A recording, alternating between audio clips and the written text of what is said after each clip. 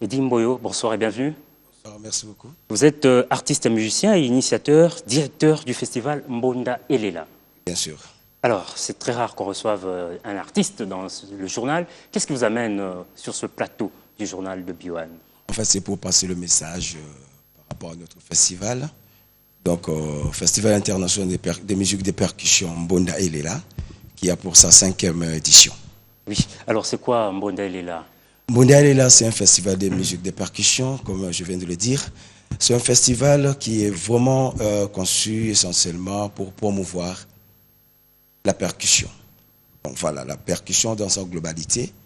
Donc, parce qu'on avait trouvé que on parle Kinshasa, c'est aujourd'hui Kinshasa est la ville créative sur le domaine musical. Voilà, mais là c'est au niveau de l'UNESCO.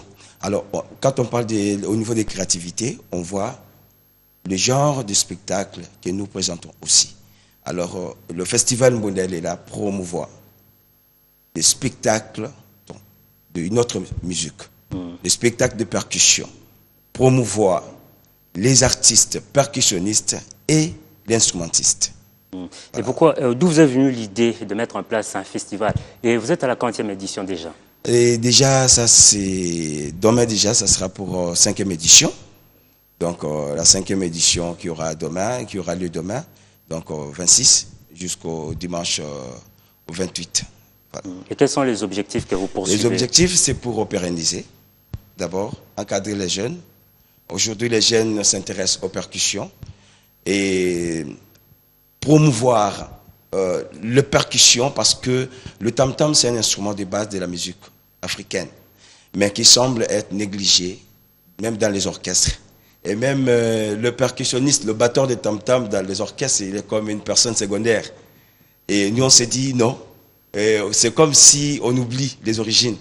Donc, le tam-tam a une valeur.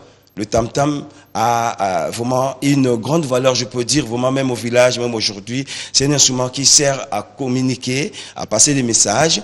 Et voilà, mais le batteur ici n'est pas respecté, n'est pas vraiment considéré. Et c'est pour ça que nous, on s'est dit, bon, pour diversifier quand même la culture, la musique, on doit quand même promouvoir cet instrument et son utilisateur. Il faut dire que le festival, c'est généralement une grande fête. Et dites-nous, quels sont les artistes qui vont prendre part à ce festival? Ils viennent d'où? Alors, il y a déjà les Burundais qui sont ici, qui sont Routitem Culture qui sont ici. Il y aura Musée d'art du Congo-Brazzaville qui seront là demain.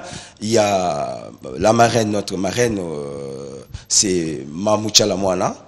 Et l'invité, c'est Jean Gobal. Il y aura des artistes du ballet national, c'est-à-dire le ballet national, Longo, Nsango Monda, Vizar, Igembo, voilà. Donc, et Mamou National sera entouré des 100 percussionnistes. C'est pour la première fois.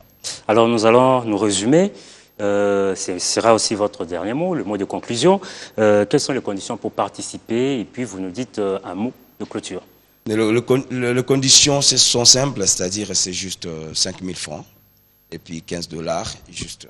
Mais donc j'invite à tous les téléspectateurs qui nous suivent en ce moment de venir, même les parents de venir, d'amener leurs enfants parce que vous savez, amener les enfants à voir ces genres de spectacles, et c'est aussi cultiver l'enfant. Et quand ils vont apprendre à connaître les instruments traditionnels,